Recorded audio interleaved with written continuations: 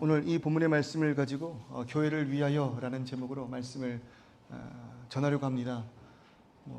제가 하는 이 모든 말들이 100% 다 하나님의 말씀일까요? 그렇지는 않겠죠. 그러나 마음과 정성과 뜻을 다하여 최선을 다해 주의하고 또 강론하는 이 말씀이 하나님의 말씀으로 또 저와 우리 성도님들의 그 마음 가운데 깊은 은혜와 감격 그리고 변화 있기를 주님의 이름으로 소원합니다. 정말 한 주간도 교회를 참 많이 생각했던 것 같아요. 한 주간뿐만 아니라 수년, 수십 년 교회를 정말 많이 묵상하고 생각했던 것 같습니다. 물론 목사이니까요. 그것도 개척교회 담임 목사이다 보니까 그 교회를 향한 생각이 끊어지지 않겠죠. 그런데 그뿐만 아니고요. 아무리 생각해 보아도 아무리 고민해 봐도 교회 외에는 이 땅 가운데 소망이 없는 것 같더라고요. 제가 아무리 생각해 보아도 아무리 고민해 보아도 이 땅에 참된 평안, 참된 소망, 참된 영광과 구원의 역사가 교회 외에, 교회 바깥에 존재할 수 있을까? 이런 고민들을 또 한 주간도 깊이 묵상했던 것 같습니다. 사실 사사기 설교를 처음 시작하는 그 순간부터 사사시대를 통하여서 이 땅 가운데 소망이 없음을, 각자 자신의 속인에 오른 대로 살아가는 이 땅 가운데에는 결국 참된 평안과 만족이 없음을 말씀함과 동시에 그 이어지는 우리들의 찬란한 그 영광, 소망, 평안이 교회를 향하기를 소원했었어요. 그래서 사사기 설교를 준비하는 그 순간부터 이어지는 그 설교가 교회를 향한, 교회를 위한, 또 교회에 관한 그런 설교였으면 좋겠다. 오랜 시간 이 말씀을 묵상하고 준비했던 것 같습니다. 여러분 왜 그렇습니까? 왜 그러한 소망이 이 땅에 존재하지 않는 것입니까? 우리가 사사기 시대를 보면서 하나님을 목전에서 외면한 그들의 인생을 보지 않았습니까? 참된 인생의 자유를 향해, 평안을 향해 떠나갔지만 그들이 일궈놓은 모든 것들은 언제나 그들에게 참된 만족을 주지 못했다는 거예요. 아니요 목사님, 전 오늘 참 행복한데요. 네, 그렇죠. 그것이 오늘을 살아가는 데는 부족함이 없을지도 모르겠습니다. 그런데 내일은요? 내일도 괜찮은데요. 많은 것을 저장해 놓았고 그것들을 통해서 나의 인생아 평안히 쉬라 말할 수 있겠는데요. 그러나 그것에 어떤 장담을 할 수 있는 인생이나 이겁니까? 오늘 밤 하나님께서 우리의 영혼을 거두어 가신다면, 우리의 생명을 거기까지라 말씀하신다면 내가 준비한 모든 것이 내일의 평안과 무슨 상관이 있냐 이거예요. 그럴 때 결코 우리는 그 죽음이라는 것 앞에서, 죄와 사망의 그늘 아래서 참된 평안과 자유를 누릴 수 없는 그런 존재라 이야기할 때, 여러분 사사기 시대의 그 많은 사람들의 모습을 보지 않았습니까? 방황하는 그 인생, 무엇보다도 자신의 존재의 그 가치를 망각해버린 채 빵집이어야 할 베들레헴에 빵이 없고 기쁨이어야 할 나오미가 말하라 칭해달라 고백하는 우리들의 그 존재성을 잃어버린 삶을 보시라는 거예요. 한 주간 어떠셨습니까? 여러분들의 이름의 뜻이 무엇인지를 잘 모르지만 부모의 참된 소망을 담아서 그러한 인생 되기를 소원한 우리들의 이름대로 여러분 우리 한 주 살아갔습니까?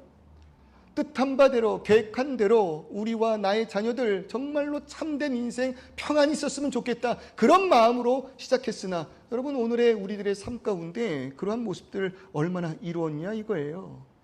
소망이 없다라고 결론 지을 수밖에 없는 그 순간 하나님께서는 헤세드, 이 땅에서 찾아볼 수 없는 은혜, 이 땅에선 존재하지 않는 사랑, 이 땅에 감히 침범할 수 없는 그러한 능력을 통하여 민족을 구원하는 그 역사를 우리가 지난 시간까지 룻기의 말씀을 통해 묵상한 거 아닙니까? 헤세드의 그 사랑 여러분 기억하십니까?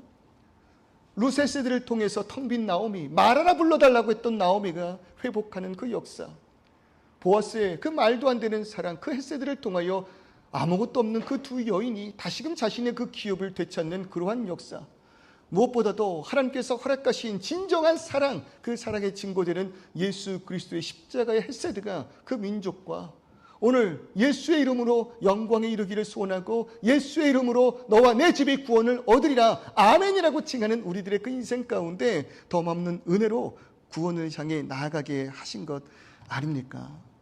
그럴 때 여러분 보자는 거예요. 그 사사시대에 그 땅에 존재하지 않았던 은혜, 사랑, 헤세드, 그것이 그들을 구원한 것이었다면 오늘 이 시대 여전히 벗어나지 못해요. 각자 속인에 오른 대로 살아가고 있는 오늘 이 순간 이 시대에 유일한 그 소망, 그 헤세드가 어디에 있냐는 거예요.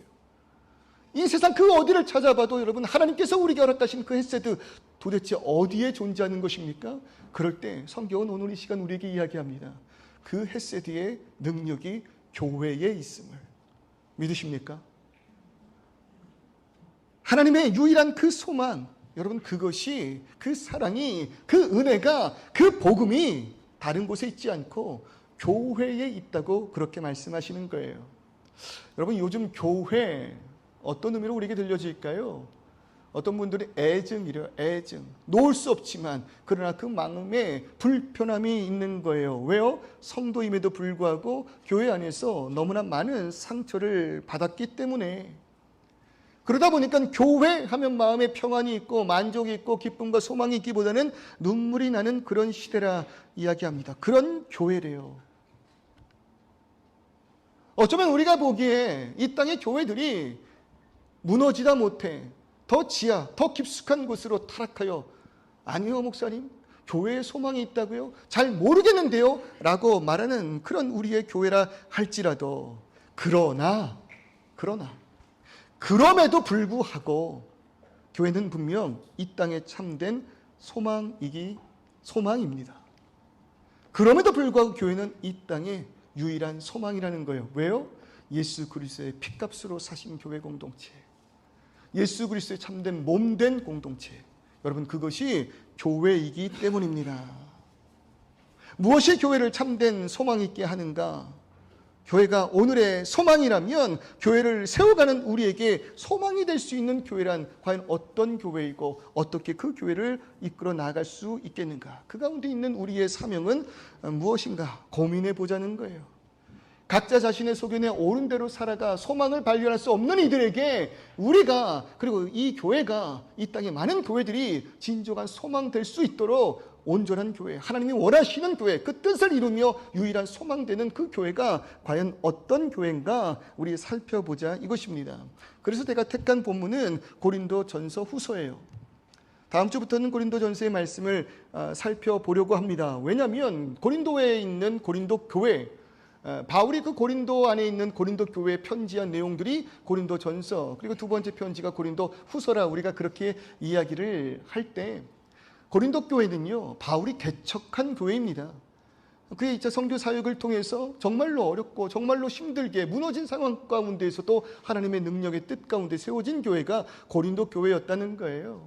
그러니 그의 마음 가운데 좀 특별한 그런 마음이 있지 않았을까요? 물론 그가 세운 그 많은 교회들이 다 그런 의미였겠지만, 그런데 어느 날 들려지는 고린도 교회에 관한 이야기가 바울의 마음을 조금 아프게 만듭니다. 속상하게 만들고요. 그리고 분노하게 만들었다는 거예요. 왜요? 그 교회가 올바른 방향으로 나아가지 못하였기 때문에. 모인 성도들이 분열하고 각자의 자기의 팔을 이야기하고 자신을 주장하는 그런 교회, 헛된 복음과 헛된 상황에 무릎 꿇어버린 그런 교회의 모습을 보며 바울이 심령을 상하는 그 외침을 통하여 고백한 외친 그 편지가 고린도전서, 고린도후서라면 여러분 그 말씀이 오늘 이 시간 우리에게도 분명한 참된 교회를 향한 지표가 될 줄을 믿습니다. 그렇기 때문에 우리가 정말 그 사사기 시대를, 다를 거 하나 없는 이 시대를 살아감에 있어서 진정한 소망, 그 교회의 모습이 무엇인가, 우리의 사명은 무엇인가 살펴보기를 소원한다는 거예요. 그럴 때 먼저 고린도전서 그 본문을 살펴보기 이전에 도대체 그 교회는 어떤 순간 어떤 상황에서 세워졌는가, 교회를 세우신 분은 과연 누구이며 교회의 원리가 무엇인가 살펴보았으면 좋겠습니다. 그래서 오늘 본문 사도행전 18장을 묵상한 거예요. 왜요? 사도행전 18장에서 고린도 교회가 세워졌기 때문에. 그런데 먼저 이 고린도에 도착한, 그리고 고린도의 교회를 세울 이들을 이야기하기 전에 그들이 어떻게 이 고린도 지역에 왔는지 그 배경부터 살펴보면 좋겠는데요. 18장 1절의 말씀을 보니까 그 후에 바울이 아덴을 떠나 고린도에 이르렀대요. 바로 고린도에 온 것이 아니라 그 선교 사역 가운데 바로 직전 들린 곳이 있는데 그곳이 아덴이었다라고 이야기합니다. 우리에게 좀 익숙한 지명으로는 아테네라는 곳이죠. 그 아테네, 이것이 고린도에 온 바울의 직전 사역지였다라는 거예요. 그런데 17장의 말씀을 보면은요, 바울이 이 아테네에서 사역을 최선을 다해 열심히 했음에도 불구하고 성과가 있지 않았습니다. 그 가운데 바울의 연약함이 보이고요. 그래서 꽤 많은 신학자들은 바울의 아테네 사역은 실패한 사역이다라고 그렇게 평가하기도 한다는 거예요. 왜냐하면 여러분 아덴 어떤 도시입니까? 철학의 도시 아닙니까? 철학의 본고장 아니에요? 그리고 지혜와 그 이성을 추구하는 곳이 아덴입니다. 그래서 말씀을 우리가 17장 말씀을 보면요, 바울이 그들을 향해 그들의 삶을 평가할 때, 그리고 성경이 그들을 어떻게 표현하고 있냐면 말하는 것을 좋아하고요, 새로운 지혜와 지식에 관심이 많고요, 그리고 논쟁을 즐겨하는 자들이다라고 이야기한다고요. 실제로 바울이 복음을 전하며 아덴으로 나아갔을 때 우리가 이전에는 들어보지 못한 바울의 복음, 바울의 지혜, 바울의 이성적 이야기라고 생각한 이들이요, 7장 19절을 보니까 아레오바고, 우리가 이야기하는 그 아고르 회중들이 모이는 바로 그 장소에서요, 바울의 이야기를 한번 들어보자, 그리고 뭐라고 이야기하는지 듣고 우리가 한번 논쟁해보자 하였다라는 거예요. 그러니까 여기서 얼마나 치열하게 바울이 메시지를 전했고 그들이 거기에 대해서 논쟁을 벌였을까요? 그런데 그 많은 바울의 복음, 열정적인 바울의 복음의 외침을 들었던 아테네 사람들이 그 말에 대한 결론을 이렇게 내렸다라는 겁니다. 사도행전 17장 32절의 말씀을 보니까요, 결국엔 들어보니 자신들의 이성에서 벗어나는 이야기다 이거예요. 내 생각과 내가 배운 지식과 내가 경험한 것에서 너무나 벗어나는 이야기이다. 그러니까 쓸데없는 이야기다. 그러면서 한 얘기가 뭐냐면 그들이 죽은 자의 부활을 듣고 어떤 사람은 조롱을 하였다라는 것입니다. 야, 네 말을 지금 다 들어보니 별로 들을 가치가 없는 말이다. 말도 안 되는 이야기고 허무 맹랑하다. 그러니 사람들이, 아테네에 있는 그 사람들이 바울의 복음에 대하여 조롱하였다는 거예요. 복음을 전한 바울의 심령은 얼마나 아팠을까요? 그리고 무너졌을까요? 그리고 그 마음에 근심과 걱정 혹은 지침이 있지 않았겠습니까? 여러분, 왜 그들은 바울의 이 생명을 향한 그 외침에 대하여 외면한 것일까? 아테네의 사람들 어떻다고요? 논쟁하기를 좋아하고 그 논쟁의 모든 근거는 자신들의 이성과 경험이었기 때문이라는 거예요. 무슨 말이냐면요, 그들은 결코 복음을 그들의 이성과 경험으로는 이해할 수 없다는 겁니다. 아니요, 세상은 복음을 이해할 수 없다는 거예요.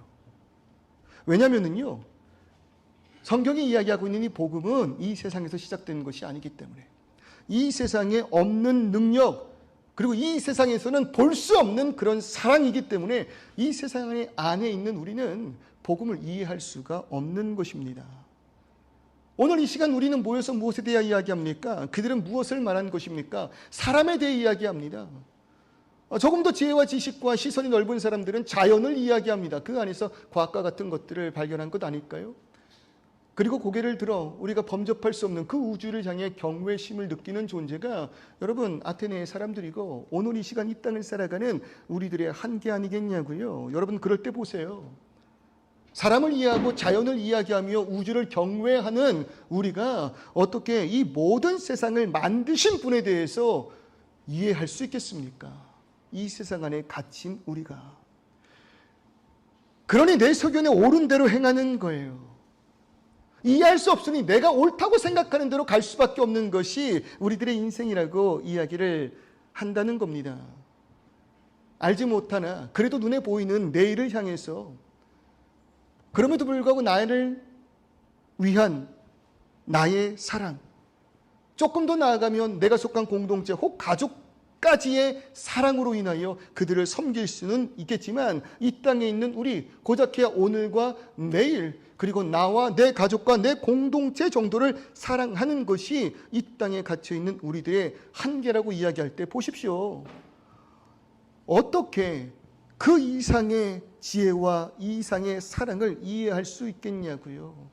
자녀들은 결코 부모의 사랑과 부모의 마음을 이해할 수 없습니다. 맞죠? 그런데 어느 순간 이해할 수 있는 일만이라도 순간이 와요. 그때가 언제입니까? 너도 네 새끼 한번 낳아봐라. 그때 되면 엄마 마음 알 거야. 너도 네 새끼 한번 낳아봐라. 그때 되면 이 아빠의 마음을 조금은 알 거야. 여러분, 그 정도입니다. 그 정도라는 거예요.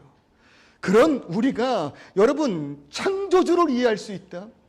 심지어 성경이 말하고 있는 사랑은 무엇이에요? 이 모든 세상을 창조하시고 나를 지으신 하나님께서 그를 떠난 나, 죄인된 나를 위해 이 땅 가운데 육신의 몸으로 오셨고 인간을 지으신 하나님이 인간 손에 죽으셨다라는 그 사랑의 크기를 과연 우리가 감당할 수 있겠냐라는 거예요. 아니요. 감히 꿈도 꿀 수 없는 사랑, 그것이 복음이기에 세상은 이해조차 할 수 없는 것입니다.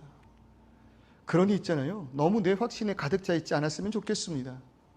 너무 내가 배운 것들, 내가 경험한 것들 아니면 확신을 가지고 우리가 살아가지 않았으면 좋겠어요. 사실 보세요. 지금 우리가 살아가고 있는 이 세상, 오늘의 삶 안에서도요, 나는 이해할 수 없는 지식과 지혜와 사랑과 희생으로 가득 차 있습니다.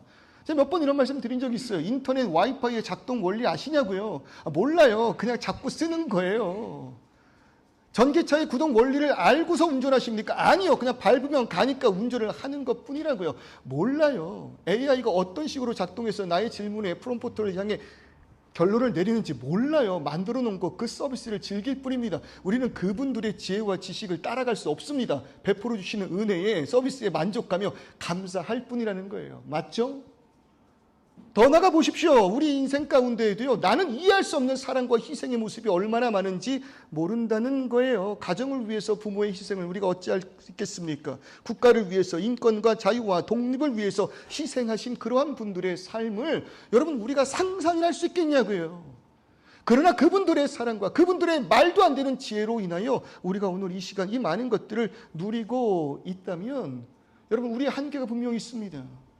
우리 모두는 그 죽음 앞에서 절망할 것입니다. 왜요? 죽음을 뛰어넘은 사람은 한 명도 존재하지 않기 때문에. 그러나 바울의 그 복음, 그 외침, 죽은 자 가운데에서 살아나신 예수 그리스도를 향한 그 진정한 복음은 여러분 이 땅에서 시작된 복음이 아니기에, 하늘의 복음이기에, 예수 그리스도의 말도 안 되는 사랑이기에 우리가 그것을 믿을 때, 우리가 그것을 의지할 때 죽음을 뛰어넘을 수 있는 참된 평안과 자유함을 우리가 누릴 수 있게 된다는 것입니다.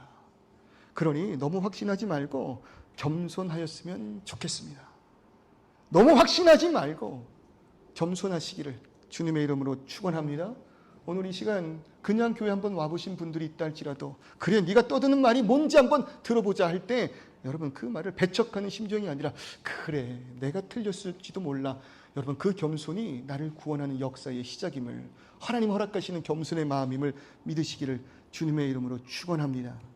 그 후에 바울이 고린도를 떠나 아덴으로 온 거예요. 조롱을 듣고 조롱을 받고 아무도 그 말에 이해하지 않는 그러한 연약함의 심령을 가지고 얼마나 무너져 있을까요? 바로 그때에 바울만 이곳에 도착한 것이 아니라 또 18장 2절의 말씀을 보니까요. 바울이 아덴을 떠나 고린도에 이르렀을 때 다른 인물들도 마찬가지로 고린도에 도착했음을 이야기합니다. 아굴라라라 하는 사람과 그의 아내 브리스길라가 이 고린도에 도착했다는 거예요.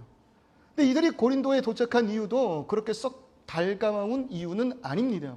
말씀을 보니까요. 이들은 본토에 살았대요. 그러니까 로마 제국 가운데 본토에 살았던 거예요.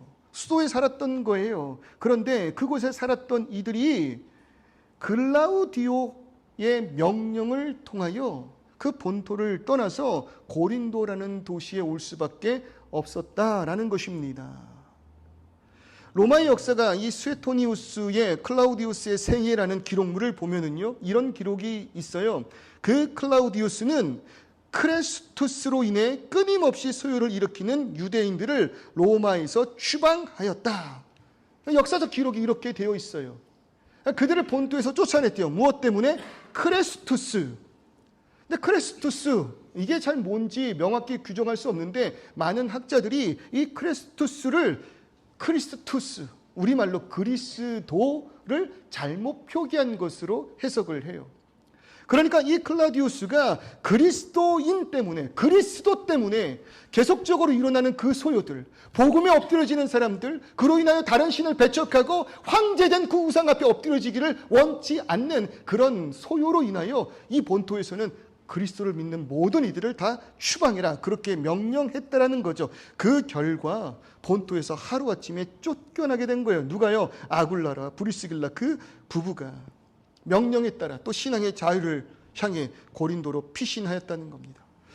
이민자들은 다 알죠. 본토에 살아간다는 것이 어떤 것인지. 여러분 브리즈번 시티에 사는 분들은요, 괜한 자부심을 갖고 계신 분들이 좀 있어요. 시드니 중심에서 집을 사시고 거기서 사업을 하시는 분들은 괜한 성공, 그 의식이 있다고요. 생각해 보세요. 세계의 수도라고 이야기하는 그 미국의 수도는 아니지만 모든 이들이 동경하는 뉴욕 한복판에서 살아간다고 생각해 보세요. 그것만으로 성공을 변증하는 거 아닙니까? 그런데 그곳에서 하루아침에 쫓겨나는 인생되었다고 생각해 보십시오. 그 심령이 얼마나 무너져 있을까요?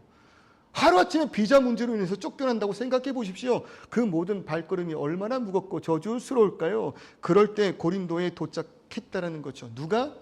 사역에 실패한 바울이, 터전을 잃어버린 아굴라와 브리스길라 그 부부가, 그리고 그들이 고린도에서 함께 만나게 되었다라는 것입니다. 여러분, 우연입니다. 맞죠? 우연입니다. 우리가 이 땅을 살아가며 경험하는 그 모든 것들, 만나는 그 모든 것들, 감당할 수 있는 모든 것들은 여러분 이 땅의 눈으로 바라봤을 때 모든 것이 우연입니다.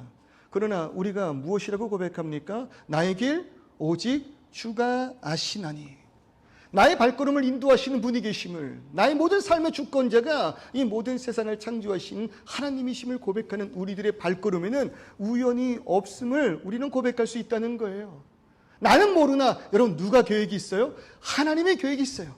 나의 발걸음, 나는 그저 그냥 가는 발걸음이지만 누가 그것을 인도하세요? 하나님이 인도하신다는 겁니다. 그것이 하나님의 주권이자 하나님의 섭리임을 여러분 믿으시기를 주님의 이름으로 축원합니다. 이것이 우연이 아님을 성경이 우리에게 이렇게 말을 하네요. 로마서 8장 28절의 말씀을 보세요. 우리가 알거니와 하나님을 사랑하는 자, 곧 그의 뜻대로 부르심을 입은 자들에게는. 오늘 이 시간 우리는 하나님을 사랑합니다. 그리고 그의 뜻대로 순종하며 나아가기를 소원합니다. 그런 우리들의 모든 발걸음은 어떻다는 겁니까? 모든 것이 합력하여 선을 이룬다고 우리에게 말씀하고 있는 겁니다. 그러니 이것이 얼마나 감동입니까? 나의 발걸음, 그저 그런 발걸음인 줄 알았는데 그런 발걸음의 끝이 합력하여 선을 이루는 주님의 예비하신 발걸음이라니요. 그리스도인들의 모든 발걸음이 이와 같다는 거예요. 나의 길 오직 주님 아십니다. 나는 몰라요. 내일 일도 난 몰라요. 그렇게 살아가는 인생이지만 계획하시는 분, 그것이 얼마나 안심이고 기쁨입니까? 그러기에 이 모든 발걸음 인도하시는 분 계심을 고백하는 자들은요, 우리의 눈에 오늘 이 순간이 실패이며 좌절일 줄을 모르나, 바울이 실패하였고 아굴라와 브리스길라 부부는 좌절한 순간이지만 그 모든 발걸음이 협력하여 합력하여 선을 이룰 줄을 여러분 기대하시기를 주님의 이름으로 축원합니다. 여러분, 고린도 교회의 시작이 이런 무너짐으로부터, 그들은 생각한 우연이지만 하나님의 필연 속에서 무너진 자들을 통하여 세워졌다라는 것에 참 의미가 있는 것 같아요. 그렇게 생각을 해보니까요, 아니, 교회가 그렇게 세워졌더라고요. 예루살렘의 교회가 무너진, 도망친 제자들로 인하여 세워졌더라고요. 그뿐만 아니라 이방 선교를 통하여 제일 처음 세워진 안디옥 교회도요, 여러분 그렇게 세워졌더라고요. 사도행전 11장 19절의 말씀을 보십시오. 그때에 스데반의 일로 일어난 환난으로 말미암아 흩어진 자들이 베니게와 구브로와 안디옥까지 이르러 유대인에게만 말씀을 전하는데 이렇게 말하고 있어요. 무슨 말이냐면요, 예루살렘에서 성령 강림 사건을 통하여 사도들이 복음을 증거할 때 교회가 세워졌다는 겁니다. 많은 사람들이 그 앞에 엎드려 예수의 도를 듣고 우리가 죽인 예수가 참된 구원자였음을 고백하는 그때 그것을 안이 꼽게 보고 있었던 자들이 있습니다. 유대주의자들, 율법주의자들. 여러분, 그 눈에 교회의 탄생과 교회의 역사와 교회의 능력은 너무나도 꼴보기 싫은 것이었고 심지어 죽이고 싶은 분노를 일으킬 만한 사건이었다는 거예요. 심지어 그 자리에 이 죽임이 현실로 이루어지는데 7집사 가운데 한 분이었던 스데반 집사님께서 복음을 증거하고 그 복음에 마음에 찔린 이들이 그 찔림으로 인하여 회개로 나아가는 것이 아니라 오히려 복음을 선포한 스데반 집사를 돌로 쳐 죽인 그 사건, 그때에 그 사건의 일로 인하여 트리거가 돼서 환난이 일어난 거예요. 정말로 그들을 죽이려고 마음을 잡고 저 멀리 도망하는 그들까지도 다 붙잡아 감옥에 가두기 위하여 너무나도 큰 소요가 일어났다는 것입니다. 교회 성도들이 그 상황에서 뭐 했다는 거예요? 도망쳤다라는 거예요. 흩어졌다라는 거예요. 누가 나를 죽이려 하는데 가만히 있을 수 있겠습니까? 그런 흩어진 자들, 그러니까 멋이 없어요. 우리가 생각할 때 무언가 막 복음의 사명을 붙들고 그 자리에서 죽으면 죽으리라 그러면서 교회가 세워진 줄 알았는데 아니요. 어쩌면 그 발걸음이 조금은 우리에게 실망을 줄 수 있을 만큼 멋없는 발걸음이었다는 거예요. 그러나 그렇게 흩어진 그들이 베니게와 구브로와 안디옥까지 이르러서 그럼에도 불구하고 그들이 한 것이 뭐예요?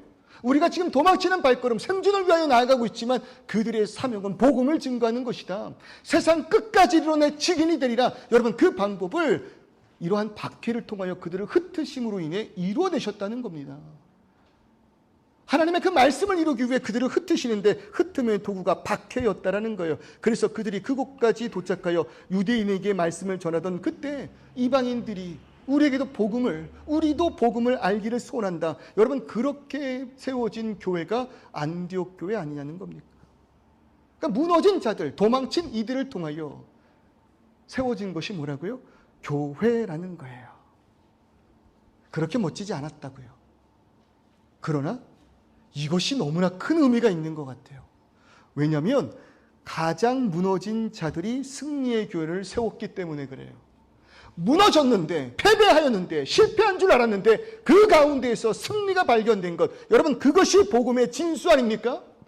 예수 그리스도께서 십자가에 못 박혀지는 바로 그 순간 사단은 포효했을 거예요. 내가 승리하였다라고. 여러분, 그 예수를 십자가에 못 박은 유대인들은 자신의 승리를 자축하였을 거예요. 바로 그 순간에 예수의 참된 영광, 승리의 상징 십자가가 빛난 거 아닙니까? 부활의 역사로 그 구원이 완성된 것 아니겠어요? 복음, 그 정수가 무너진 곳에서의 승리이잖아요. 여러분, 그래서 교회가 이런 무너짐 가운데 세워졌다라는 것이 얼마나 참된 의미가 있는지 모른다는 겁니다. 그래서 교회는 사람이 세우는 것이 결코 아닙니다. 왜요? 무너진 자리에서의 영광을 위하여 하나님의 뜻이 교회를 세워 나가시는 거예요. 아들레이드에서 브리즈번 개척을 위하여 오는 여정이 다 말씀을 드릴 수는 없지만 그렇게 아름답진 않았어요. 그렇게 멋있는 모습은 아니었어요. 이들과 같이 예를 들면 쫓겨난 건지도 몰라요. 많은 불편함 가운데, 아픔 가운데 도망치듯 제가 브리즈번으로 왔는지도 모르겠어요. 누군가 시기하고, 누군가 질투하고, 누군가 손가락질하고, 누군가 저주함으로 인하여 더 이상은 그곳에 있을 수 없다. 그런 생각으로 브리즈번에 왔는지도 모르겠어요. 예를 들자면요. 그러나 상관없다 이겁니다. 왜요? 그들로 인하여 제가 이곳에 온 것이 아니라 하나님께서 교회의 영광과 승리를 위하여 저를 인도하신 것이기 때문에, 그것이 팩트랄지라도, 도망친 것이 사실이랄지라도 그 발걸음, 무너짐을 통해 하나님은 영광의 교회를 세우시기를 작정하셨다는 겁니다. 그래서 보세요. 처음에 왔을 때 자신만만했던 그 엄현준 목사를 1년 동안 완전히 바닥으로 추락시키사 할 수 없습니다라는 그 고백 가운데 세워진 것이 주는 교회 아닙니까? 그러니까 제 의지가 아니에요. 제 능력이 아니라고요. 제가 무언가를 잘해서가 아니라 하나님께서 연약하고 무너진 자들을 통하여 세우신 것이 교회임을 믿으시기를 주님의 이름으로 축원합니다. 그렇기 때문에 교회는요, 목사의 의지에 의해서 세워지는 것 결코 아닙니다. 물론 중요하죠. 물론 목사가 중요하죠. 교회의 그 전제, 교회의 표지가 무엇입니까? 교회의 마크가 뭐예요? 무엇이 있어야 교회가 교회다워질 수 있어요? 하나님의 바른 말씀에 선포되어야지만 교회가 온전해지는 거 아닙니까? 그럴 때 말씀을 선포하는, 말씀을 가르치는 목사의 비중이 크다라는 것 부인할 수는 없어요. 그러나 목사가 아니고요, 그 목사를 통하여 선포될 하나님의 말씀이 교회의 가장 큰 비중이라는 그 사실을 여러분 기억하십시오. 제가 유능해서, 제가 유명해서, 제가 많은 능력이 있어서 저에게 순종해 주시고 그 말씀의 권위를 인정해 주시는 겁니까? 아니잖아요. 저를 통해 선포되는 하나님의 말씀을 존중하는 마음으로 그 말씀을 전하는 목회자에게 순종해 주시고 그 권위를 인정해 주시는 거 아니겠습니까? 하나님의 바른 말씀이 선포되는 그런 교회 되기를 소원합니다. 그러나 목사만 있다고 세워지는 것이 결코 교회가 아니라는 거예요. 고린도전서 1장 1절과 2절의 말씀을 한번 보십시오. 뭐라고 이야기하고 있습니까? 하나님의 뜻을 따라 그리스도 예수의 사도로 부르심을 받은 형제 바울과 소스입니다. 그러니까 한마디로 여러분, 우리가 오늘 이 시간 이 자리에 있는 그 이유, 세워지는 그 교회 가운데 한 공동체 된 그 모든 이유는 무엇에부터 시작된 거라고 이야기하시는 거예요? 뜻에 따른 부르심이래요. 그러니까 제가 아들레이드에서 브리즈번으로 온 것은 여러 가지 상황과 정황, 그리고 그곳에 교회가 세워지기를 원하는 어떤 목사님들의 그런 소망과 바람, 그리고 거기에 순종하고자 하는 저의 순정적인 그런 마음, 겸손, 그것이 아니라 하나님의 뜻이 이 자리에 있었고, 할렐루야! 하나님의 부르심이 저를 인도하셨다는 거예요. 바울이 그렇게 나아갔대요. 그런데 비단 그것이 사역자뿐만입니까? 바울뿐입니까? 목사님 저뿐만입니까? 2절의 말씀 보세요. 고린도에 있는 하나님의 교회, 곧 그리스도 예수 안에서 거룩하여지고 성도라 뭐 하셨대요? 부르셨고 각처에서 우리 곧 그들과 우리의 주 되신 예수 그리스도의 이름으로 부르는 모든 자들에게, 그 부르심이 저희가만 있었던 것이 아니라 이 자리에 모이신 모든 분들에게 하나님의 부르심이 있었다라는 것입니다. 오늘 이 시간 우리가 어떤 이유로 이 자리에 왔던, 여러분, 이 교회는요, 예수 안에서 그의 뜻에 따라 부르심에 순종한 성도들로 인하여 이 교회가 세워진 줄을 믿습니다. 오늘 우리가 이곳에 어떤 이유에서 왔다 한들, 여러분, 교회가 세워졌다면요, 우리의 발걸음은 분명 하나님의 부르심이라는 거예요. 실패가 결코 아니라는 거예요. 어떠한 이유로 이 자리에 오셨는지 모르겠어요. 많은 상처와 아픔 때문에 무너진 심령 가운데 그래도 예배 드려야지. 그런데 뻘쭘한 그 마음, 낯선 그 마음, 그래도 예배 드려야 되는 그 상황 가운데 우연히 이 자리에 왔다 한들, 누군가들은 그런 우리를 비난할지도 모르겠어요. 교회를 또 옮기는 거야? 버텼어야 되는데, 그 자리가 참된 은혜의 자리였을 텐데 왜 나는 실패한 것인가? 어쩌면 이 자리에 계신 분들 가운데 그런 마음, 그런 아픔을 갖고 계신지도 모르겠어요. 상처가 있으신지도 모르겠어요. 그런데 아니라는 거예요. 하나님의 뜻과 부르심 없이 교회는 세워질 수가 없는 것입니다. 그러면 우리를 통해 이 교회를 세우셨어요. 여기 있는 우리 모두는 하나님의 뜻과 부르심에 순종한 자리에 있는 성도인 줄을 믿으시기를 주님의 이름으로 축원합니다. 그러니 내 자리 맞아요. 그러니 은혜의 자리 맞아요. 하나님이 인도하신 것이 맞아요. 그 은혜에 감격하며 하나님 허락하시는 그 은혜를 누리는 저와 여러분 되시기를 소원합니다. 그럴 때 보십시오. 이들은 도망치듯 왔지만, 실패한 것처럼 왔지만, 하나님의 뜻 가운데 부르심으로 인하여 세워진 교회를 통해 얼마나 큰 영광과 은혜를 누리는지 몰라요. 로마서 16장 3절부터 5절의 말씀을 보면은요, 준비는 안 했지만요, 사도 바울이 로마 교회 문안하면 이렇게 이야기합니다. 나의 동역자들인 브리스가와 아굴라에게 문안하라. 거기서 만난 이들이, 그들의 연합이 계속해서 하나님 나라의 교회의 사역에 동참되어지고 있었다는 거예요. 그뿐만 아니라 바울을 위해서 이들이요, 자신들의 목까지 내놓았을 만큼 헌신적으로 도왔고, 그들이 이방의 모든 교회 그들에게도 감사하고 있다라고 그렇게 인사를 하고 있다는 겁니다. 무엇보다도 그들이 자신의 처소를 교회에 내주음으로, 고린도에는 많은 가정교회들이 있었거든요. 그 중에 하나가 이들로부터 시작했다는 거예요. 내어줌으로 고린도 교회가 세워졌대요. 이것이 실패입니까? 이것이 신앙의 실패입니까? 오늘 이 시간 우리들의 발걸음이 이 자리에 왔다고 실패한 것입니까? 누가 우리의 삶을 실패라고 규정할 수 있습니까? 규정하고 있습니까? 아니요. 그리스도인들의 모든 발걸음, 하나님 뜻 가운데 부르심으로 이 자리에 온 줄 믿습니다. 나의 결단이라 할지라도 나는 목사님 도우라고 온 거예요. 그런 말씀을 하시는 분이다 할지라도 나는 내 사명을 가지고, 개척에 대한 꿈을 가지고 이뤄낸 거야, 그런 교만한 마음이 있다 할지라도, 아니요. 그 사실은 우리 모두를 실패한 자리에서도, 교만한 자리에서도 하나님의 뜻에 따라 부르심에 순종한 우리로 교회를 세우심을 주님의 이름으로 축원합니다. 그러니 실패 없어요. 누가 우리의 삶을 실패라 규정합니까? 성도의 삶은 하나님 안에서 오직 승리의 길 외에는 없다는 것입니다. 성도의 삶에는 실패가 없어요. 승리를 향해 나아가는 과정만 있을 뿐이에요. 그 과정이 쉽진 않겠죠. 그 과정에 어려움도 있겠죠. 그러나 그 과정의 결국은 뭐예요? 예수께서 이미 우리에게 허락하신 승리가 우리의 결국일 줄 믿습니다. 그렇게 세워진 그 교회. 그럴 때 보세요. 마침 5절의 말씀을 보니까요, 그렇게 이들이 연합하여 함께하는 그 자리에 실라와 디모데가 마게도냐로부터 내려왔대요. 실라와 디모데는요, 바울의 사역에 동참한 이들입니다. 함께 그 선교 사역을 해왔던 이들이에요. 그런데 이전 사역집, 바울이 베레아의 사역을 마치고 아덴으로 쫓기던 내려가는 그때 이 실라와 디모데는 베레아의 그 사역을 이어가기 위하여 바울과 잠시 이별을 하였어요. 동역자 없이 바울은 혼자 아덴으로 내려간 거예요. 그래서 어쩌면 이 아덴에서의 사역의 실패가 혼자였기 때문이지 않았을까, 그렇게 해석해 볼 수 있다는 거죠.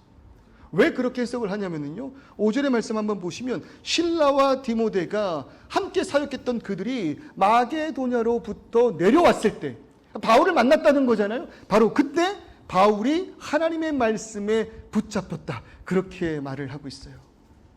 바울도 지금 그 심령이 조금은 무너져 있었던 거예요. 무언가 열심히 그 사역 가운데 지침이 있었던 것 같아요. 두려움이 있었을 수도 있겠죠. 그런데 그들과 함께했던 동역자들이 바울을 만나는 그 순간 바울이 하나님의 말씀에 붙들렸다, 그렇게 말하고 있다고요. 우리가 알 수 있는 건 이 교회의 역사는 많은 사람들을 통해 이루어지는 것이 아니에요. 돈이 많다고 세워지는 것, 사람들이 많이 모였다고 건강한 교회가 되는 것 결코 아닌 것 같아요. 동역자를 통하여 세워지는 것이 바른 교회라 생각합니다. 동역하는 이들을 통해서 바른 교회가 세워진다는 거예요. 동역이 무엇입니까? 같은 생각, 같은 뜻, 같은 곳을 바라보는 사람들, 우리는 그러한 자들을 동역자라고 이야기를 해요. 그럴 때 교회의 강함은 다른 것이 아니라, 숫자가 아니라 동역하는 자들의 마음, 그것이 이 교회를 더욱더 강하게 한다는 겁니다. 여러분, 힘들어요. 그렇게 쉬운 사역은 아닌 것 같아요. 이 일행들의 모습을 보세요. 9절의 말씀을 보니까요, 밤에 주께서 환상 가운데 바울에게 말씀하시되, 예수께서 바울을 한밤중에 나타나 위로하시는데 두려워하지 말며 침묵하지 말고 말하라, 이렇게 말씀하셨어요. 뭐 하지 말래요? 두려워하지 말래요. 그러면 이들의 상태가 지금 어떻다는 겁니까? 두렵다라는 겁니다. 일전의 사역의 실패가 여전히 그들을 두려움 가운데 있게 했는지도 몰라요. 그리고 일전의 사역의 무너짐이 그들의 입술을 침묵하게 하였는지도 모른다는 겁니다. 그럴 때 위로하시는 거예요. 두려워하지 말며 침묵하지 말라. 여러분, 힘들어요. 그렇게 쉽지 않아요. 하나님의 뜻 가운데 부르심에 순종하였을 때 그냥 그렇게 컴퓨터 오락하듯이 건물이 올라가고 사람들이 모이는 거 아니잖아요. 쉽지 않다라는 겁니다. 목사도 지칩니다. 안 됩니까? 바울도 지쳤는데요. 그들도 지쳤는데 목사도 지칩니다. 사역자들도 지칩니다. 교회의 어떤 역할을 맡고 계신 많은 리더들도 여러분 지칠 수 있다는 겁니다. 그럴 때 다시금 그 교회를 하나 되게 하고 그 교회를 하나님의 말씀 가운데 붙들게 하는 능력은 무엇이냐면 동역자들, 그리고 그 동역자들의 위로라 우리에게 말하고 있다고요. 여러분, 위로가, 따라해볼까요? 위로가 교회를 건강하게 한다.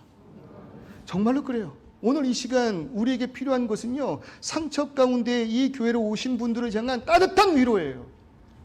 부디 호구조사하지 않으시기를 바랍니다. 어디에서 오셨어요? 어디 교회에서 오셨어요? 얼마나 사셨어요? 어디에서 일하고 계세요? 자녀는 어떻게 되세요? 왜 아이가 그거밖에 없어요? 둘째 계획은 있으세요? 여러분, 이런 호구조사 말고요, 우리가 해야 될 것, 그분들에게 필요한 건 오직 뭐라고요? 위로예요. 잘 오셨습니다. 해볼까요? 잘 오셨습니다. 주의 이름으로 환영합니다. 당신을 사랑하겠습니다.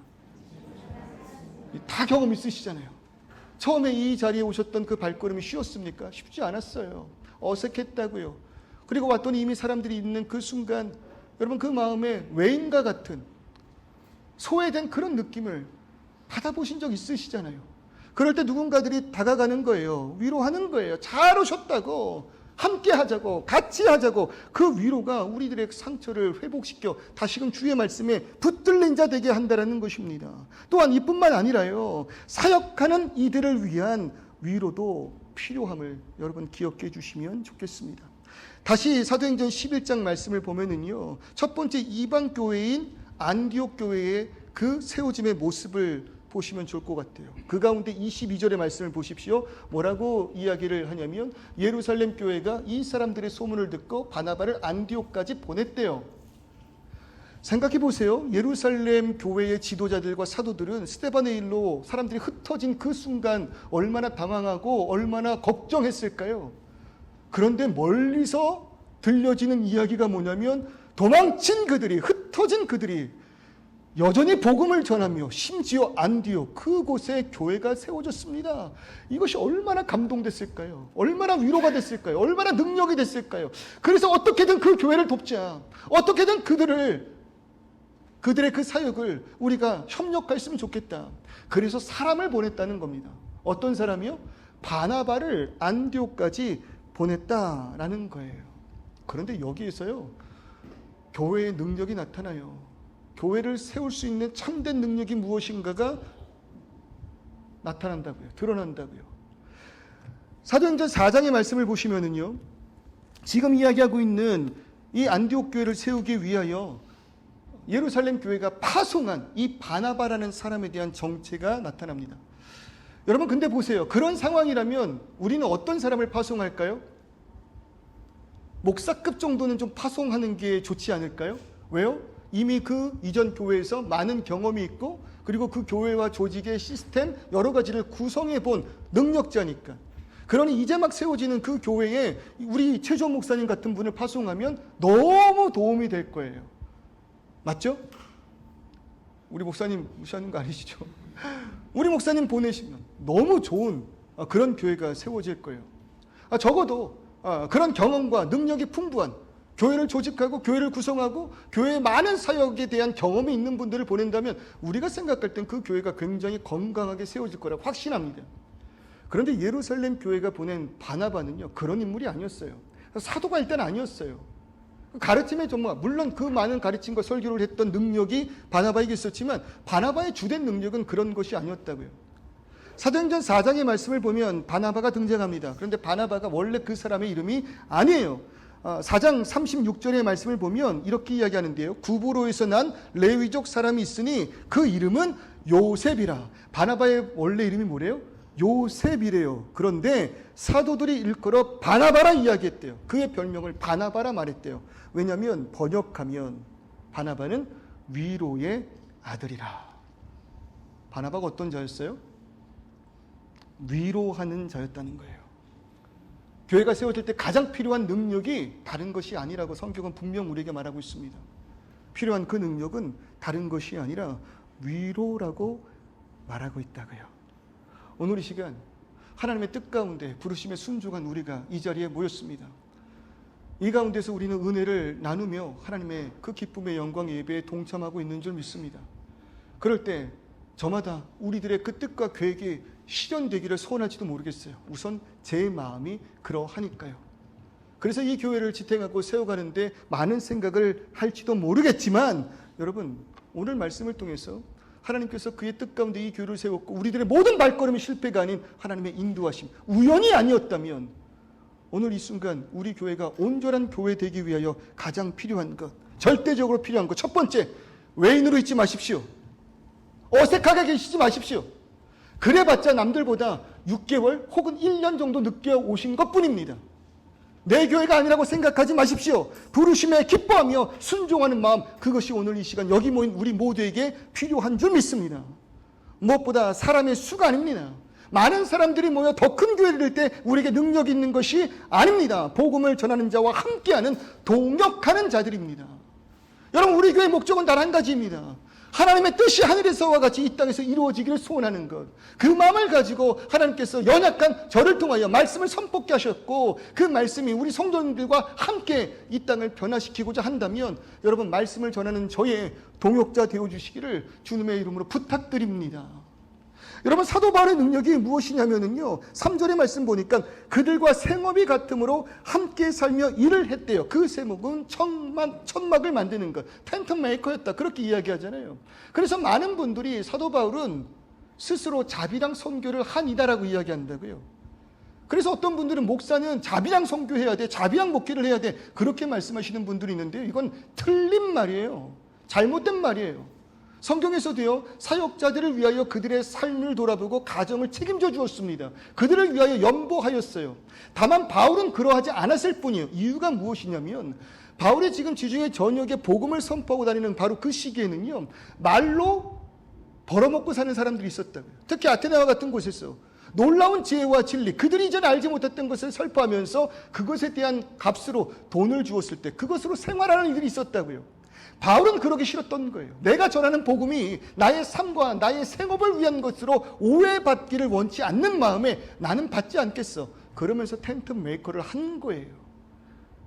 그럴 때 여러분, 주는 교회를 꿈꾸고 하나님께서 이 교회를 세웠을 때 저와 제 아내, 저희 가정의 결단은요, 우리가 하나님의 말씀을 전하고 교회를 세워가는 데 있어서 오해가 된다면 그러한 자리에 가자. 받지 말자. 하지 말자. 누리지 말자. 우리가 전하는 그 복음이 왜곡될 수 있는 그 자리, 그 일을 하지 말자. 여러분, 부족해 보이겠지만, 여전히 지금 부족하지만 최선을 다할게요. 최선을 다해서 이 땅 가운데 또 하나의 교회를 세워주셨다면 이 교회가 그저 그런 교회가 아니라 진정한 하나님의 말씀을 선포되는 교회 될 수 있도록 여러분, 저와 제 가정 최선을 다할게요. 그럴 때 그것을 믿어주시고 함께하는 말씀의 동역자 되어주시기를 주님의 이름으로 축원합니다. 부장님들도 마찬가지일 거예요. 셀장님들 마찬가지일 거예요. 여러분, 지금 인원이 많아요. 세 셀밖에 없어요. 얼마나 힘드실까요? 동역자 되어주십시오. 카톡에 공지 남기시면 일십하지 마시고 이모티콘이라도 하나, 하트라도 하나 눌러주셨으면 좋겠어요. 동역해 주세요. 그러면 그 마음에 위로가 있어서 그 한 걸음 더 나아갈 수 있는, 하나님께 붙들림 받는 그런 능력이 있다니까요. 그리고 무엇보다 동역하는 자들과 함께 이 교회에 필요한 건 무엇이라고요? 한량없는 위로. 그냥 한량없는 위로. 지금 우리에게 필요한 건 다른 게 아니에요. 더 좋은 시스템 필요해요? 궁극적으로 그렇게 나아갈 거예요? 어떠한 아이디어 필요해요? 그 많은 것들이 필요하지 않다는 것이 아니에요. 그러나 그것보다 오늘 이 시간 우리 가운데 교회를 교회답게 하고 이 교회 능력을 도하는 것은 다른 것이 아니라 바나바, 위로하는 자. 위로가 절대적으로 필요한 교회임을 여러분 믿으시기를 소원합니다. 그럴 때 이 땅에 하나님의 뜻 가운데 세워진 브리즈번 주는 교회는 그 뜻을 하늘과 같이 이 땅에서도 이루어지게 될 거고, 여러분들의 눈에, 여러분들의 마음에 그 소망이 펼쳐질 줄을 믿습니다. 복음을 전하는 것에 목숨을 바칠 때 그것에 함께하는 동역자들, 그리고 서로가 서로를 바라보며 위로할 때 기대하십시오. 우리 결코 실패하지 않습니다. 이미 하나님께서 우리를 통하여 이루신 그 승리가 우리의 눈앞에 있습니다. 그 승리의 은혜를 누릴 수 있는 저와 여러분 되시기를, 그렇게 세워지는 교회 되시기를 주님의 이름으로 축원합니다. 우리 함께 찬송하였으면 좋겠어요. 우리에게 소원이 하나 있네. 여러분, 그 소원은 다른 게 아니라 교회를 교회되게 하는 것. 교회를 교회되게 하는 것. 왜요? 이 땅의 소망, 유일한 소망이 그 교회 안에 있기 때문에. 그러니 오늘 이 시간 여러분, 우리의 그 소원이 교회를 교회되게 하기를 원할 때 주여 나를 사용하소서. 올바른 말씀을 선포하기에 부족함 없는 자 되게 하시고, 그 마음에 동역의 자리 신경 쓰지 않아도 동역의 그 자리에서 먼저 나아가 그 마음 같은 끝뜻을 이뤄나가는 자들 되기를, 그리고 그 서로 간의 관계에 참된 위로가 있기를, 그때 우리 교회 멋있는 교회 되고 하나님의 뜻을 이루는 교회 될 줄 믿습니다. 우리 함께 찬송하면 좋겠어요. 우리에게 소원이 하나 있네. 주님 다시 오실 그날까지 우리 가슴에 새긴 주의 십자가 사랑, 나의 교회를 사랑케 하네. 주의 교회를 향한 우리 마음, 희생과 포기와 가난과 고난, 한명 죽음조차 우리 막을 수 없네. 우리 교회는 이 땅에 희망하며 교회되게, 이게 내 예배 되게.